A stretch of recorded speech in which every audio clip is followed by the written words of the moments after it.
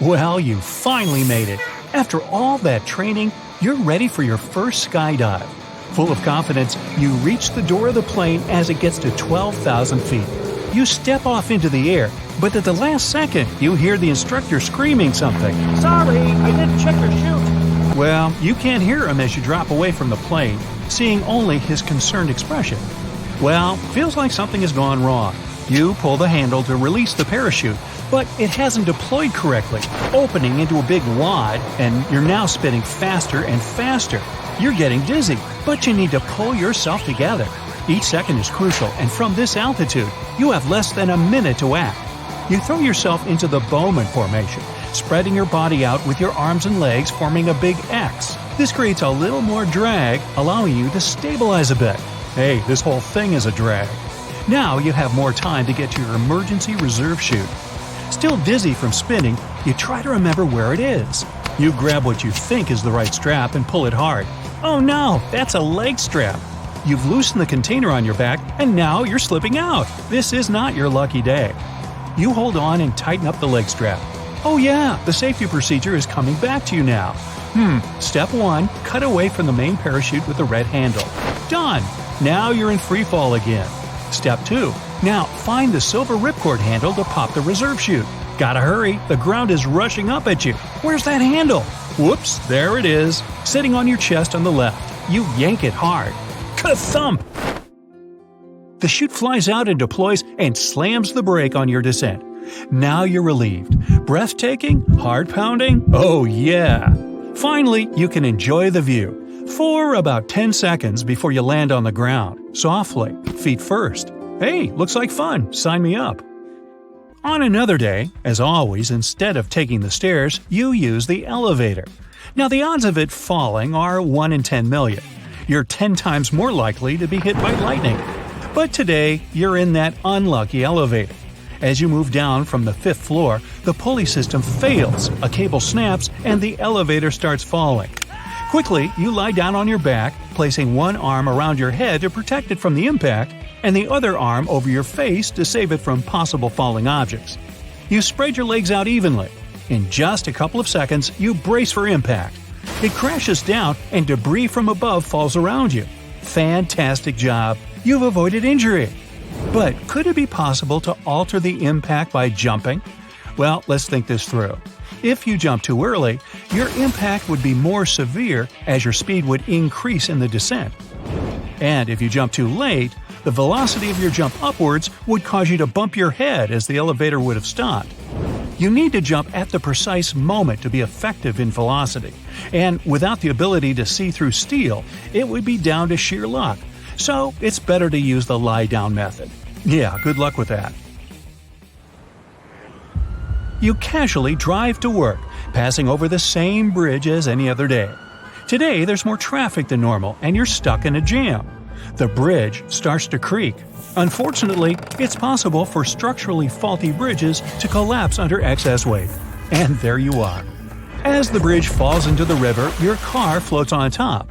The water is slowly rising around you as it starts to sink. You're trying to remain calm and take a deep breath.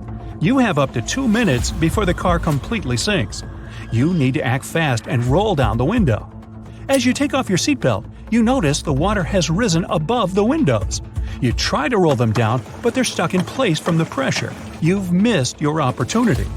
You're sinking further down and thinking about opening the door. Better not. This will make your vehicle sink even faster. Plus, it'll be more dangerous to exit. The car hits bottom, and the water is slowly entering it. You try to open the door, but the pressure is so intense that it won't budge. You think about the water coming in. Maybe if you waited until there's enough water inside, it could regulate the pressure, allowing the doors to open. But with the limited air that would remain, and if the doors still don't work, that's too much of a risk. Your only choice is to smash the window. You can do it easily due to the water pressure, and it spills in quickly.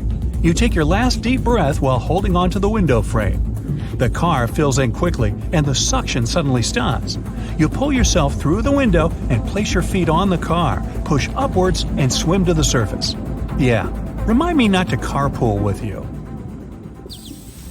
Next, you're out hiking in a forest. and find the perfect place to view the sunset. You take a photo and it looks great. But wait, which way is it back to camp? It's getting dark, and you have no idea how you got here. You check your phone. It has a map, so you'll be fine, right? Well, you've taken way too many nature pics, and the battery has run out. You can survive up to 3 hours without shelter in harsh weather.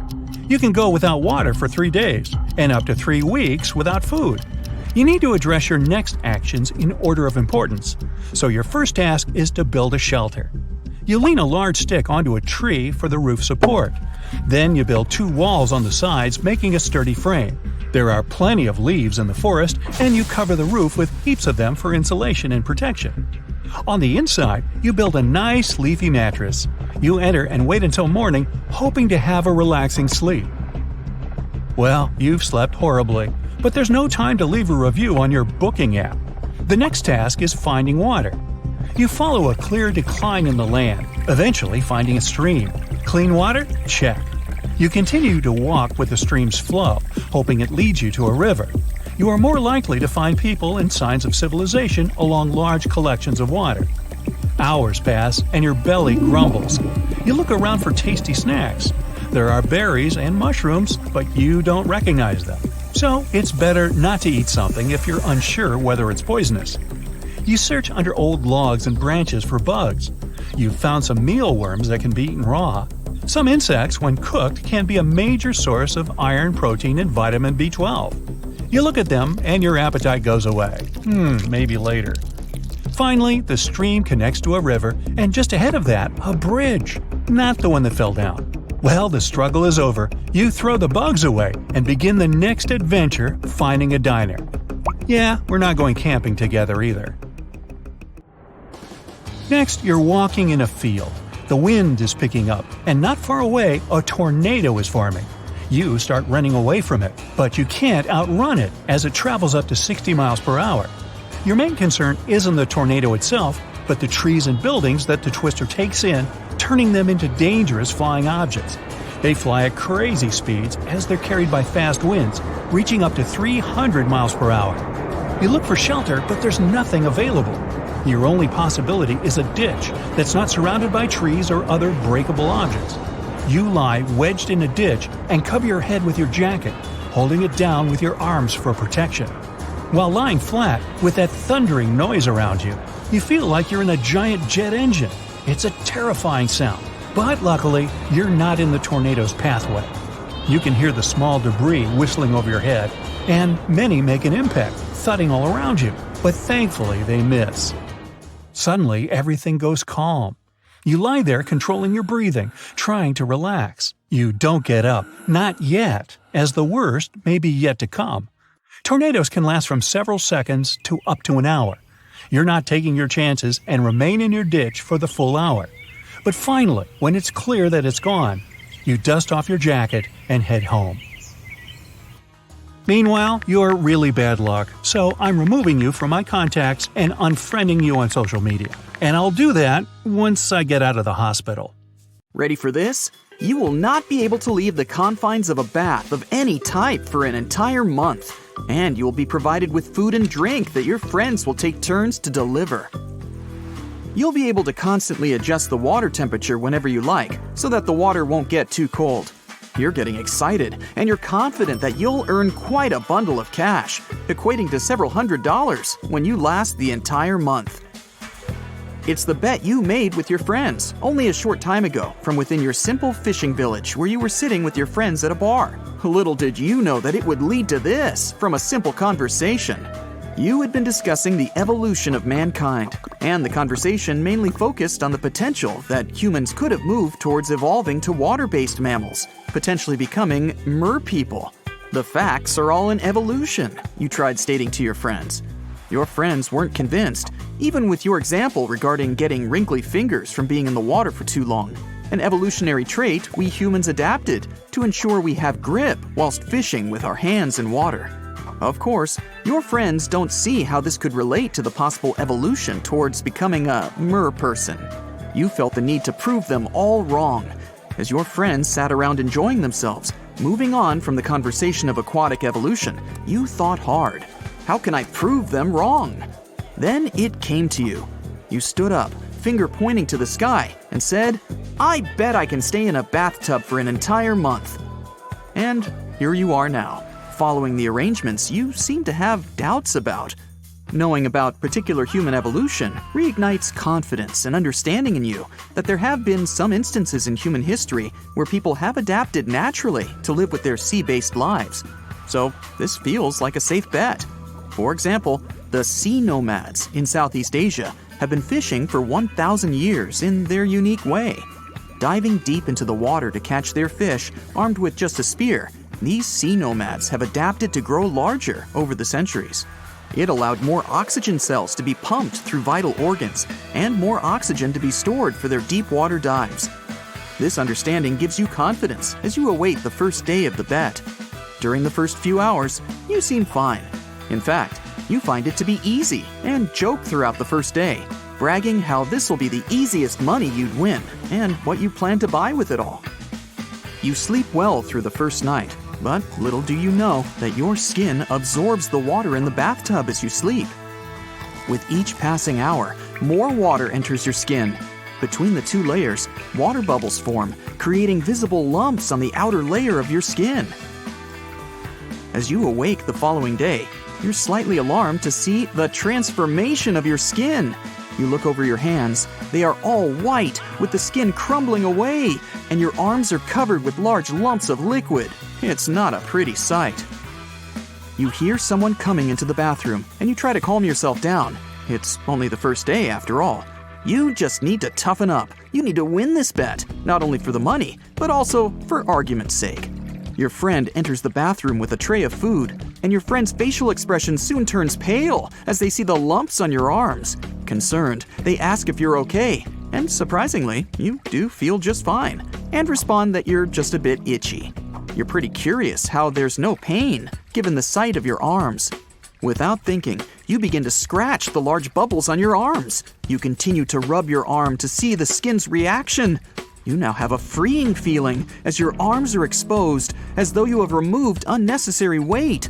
You find yourself with a new layer of scales in place of skin. Your friend requests that the bet must end, given the sudden change to your appearance. You argue that you're okay and that you want to continue. There's just too much at stake, and you want to win this bet desperately.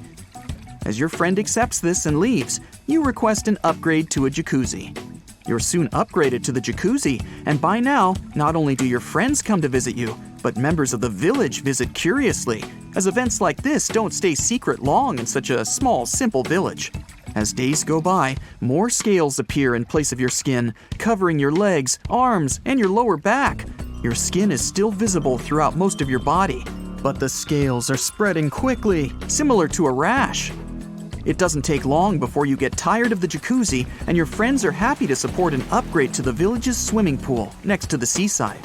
You're now in the final week of the bet, and by now, the entire village knows about you, the Merman.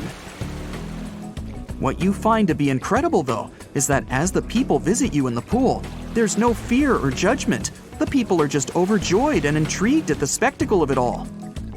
The pool is large, but it isn't heated. A teenager asks you whether you're warm enough, but you don't notice the cold at all and feel pretty comfortable. Your diet has now changed significantly. You prefer primarily fish. Webbing has grown between your fingers and toes, and small slits on both sides of your ribs have opened, forming gills to allow you to breathe underwater. As you continue to evolve, you keep trying to reassure yourself that it's just a little longer, and that winning this bet was all that mattered. You think back to almost a month ago when you and your friends placed down your bets, thinking of the cash. Oh, several $100s. It'll all be worth it soon. And besides, you could always devolve back to normal. This will only be temporary, surely. The final day of the bet finally arrives. A great party has been arranged to celebrate your victory. The entire village attends the celebration. There's a band and a great feast for all to eat. You enjoy yourself with the villagers, preferring to stay in the pool, of course. Teenagers throw fish to you, and you catch the fish in your mouth, laughing at your own expense. You jump into the air, performing tricks to the villagers who applaud with every trick. As the party goes on, you slowly break away from the celebration, watching on by yourself in your pool. You feel yourself growing tired of the festivities and the attention. You look on as the villagers laugh and party. You think you're somewhat out of place swimming alone within this simple village. You feel a sudden urge to leave, and you no longer care about the celebration. You have no interest in the money from the bet. You're not bothered that you proved everyone wrong. You only feel the desire to be free. You swim to the edge of the pool. It's dark, so no one can see your attempt to escape. As you pull yourself out, the weight of your body out of the water is so heavy, and your legs and arms are so weak that you collapse and have to crawl very slowly towards the beach. Eventually, you make it to the edge of the shallows, and you collapse as you make it to the water, out of breath. The small saltwater waves you feel splashing on your face reinvigorate you after your exhausting journey. Once you've gathered enough energy, you begin to swim towards deeper water. And like a fish to water, you swim with ease. The feeling you have now, swimming in the sea, is like you had been in a cage all of your life. Now you're finally free. The exhilarating feeling of the water with unlimited space seems like heaven to you. As you swim further into the sea, you stop suddenly to look back at the village for just a moment. You pause and watch the town that was once all you knew, and you listen to the muffled sounds in the distance, reflecting on the life you had within the village. You feel no emotions as you look back, with no regrets or remorse. And then you dive underwater, ready to begin your new life under the sea. It was a routine flyover for the Coast Guard. Miles and miles of deep blue ocean. Suddenly, guardsmen noticed a makeshift flag on a deserted island between Key West and Cuba. They lowered from 500 feet to see what was going on there. 2 men and a woman were waving hands in distress. It was apparent they needed immediate help. The crew couldn't land at once because of the bad weather, but they dropped some food, water, and a radio to discover why they were there. They learned the castaways had been there in the Bahamas for a whopping 33 days already. Their boat hit a storm and capsized, and all they could do was swim to the nearest island. They also informed the crew the woman needed help as soon as possible.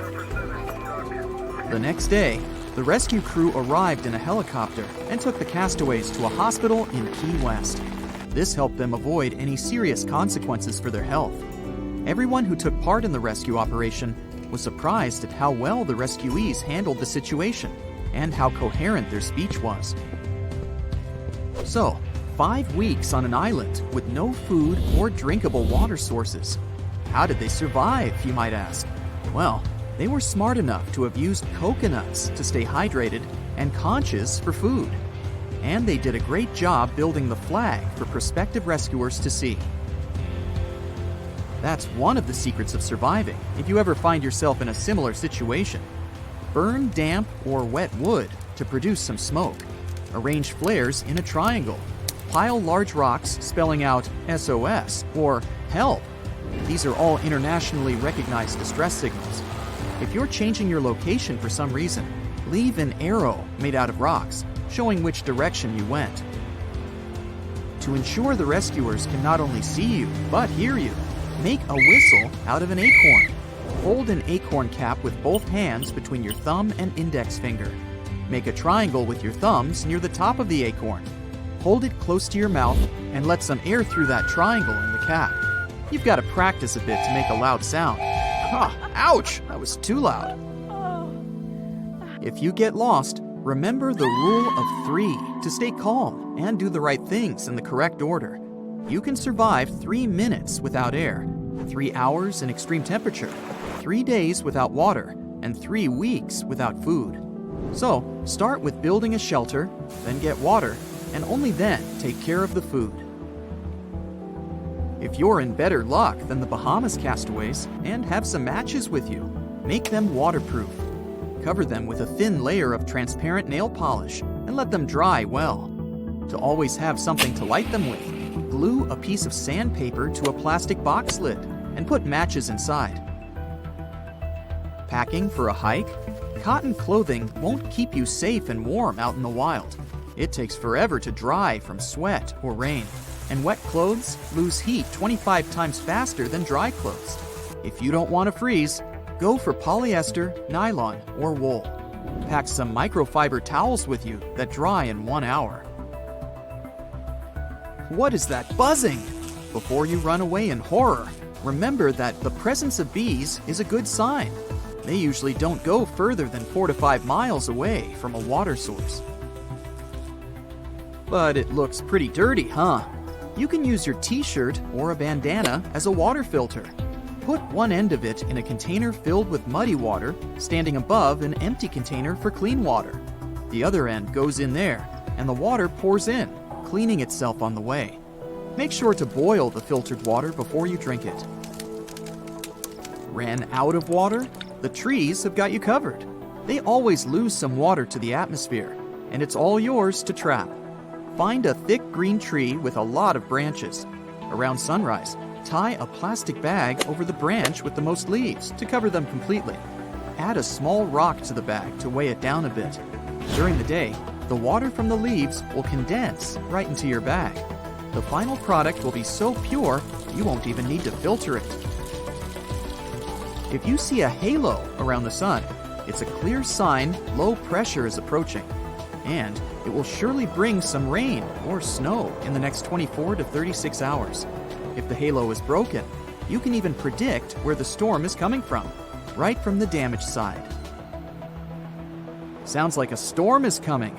You can make yourself a waterproof trash bag mini shelter to come out of it dry and warm.